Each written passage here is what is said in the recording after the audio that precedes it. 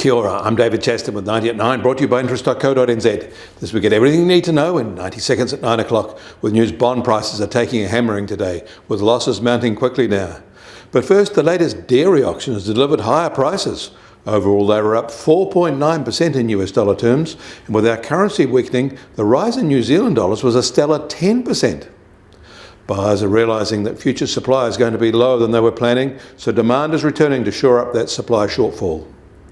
In the US, they've returned from their long Labor Day holiday weekend to face sharply rising yields as bond losses pile up. The US dollar is surging too, especially against commodity currencies, which are now in full retreat. However, the US service sector is firing on all cylinders. The ISM Services PMI expanded at a faster pace from its already healthy level. It was led by activity and new orders. Labour markets remain tight, they said. The ISM Services PMI is the widely watched services PMI survey in the US, but it isn't the only one. The internationally benchmarked market one told a quite different story. Usually these surveys see similar conditions, but not this month.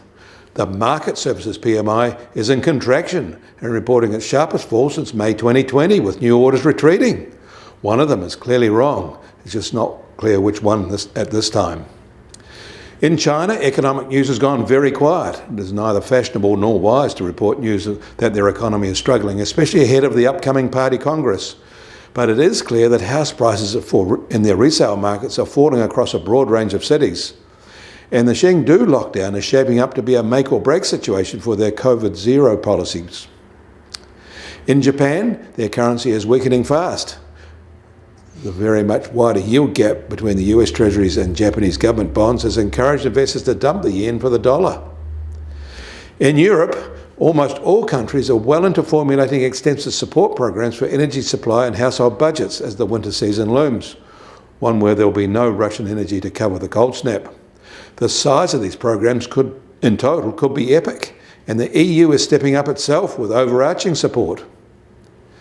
In Australia, late yesterday, their central bank raised its cash target rate by 50 basis points to 2.35%. This was as expected. They said they aren't seeing any reason to expect CPI inflation to be lower than 7.75% in 2022. So the pressure remains to get that back to the 3% policy range.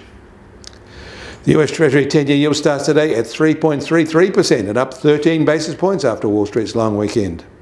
And the price of gold will open today at $1,702 an ounce and down $9 from this time yesterday.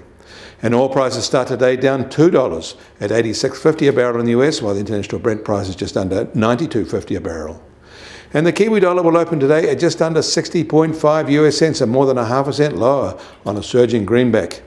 Against the Australian dollar, we're unchanged at 89.7 Australian cents, but against the euro, we're 0.5% softer too at 61 euro cents. That all means our trade-weighted index starts today at 70.3 and 30 basis points lower than this time yesterday. Get more news affecting the economy in New Zealand from interest.co.nz. Kia ora, I'm David Chaston. That was 90 at 9, brought to you by interest.co.nz.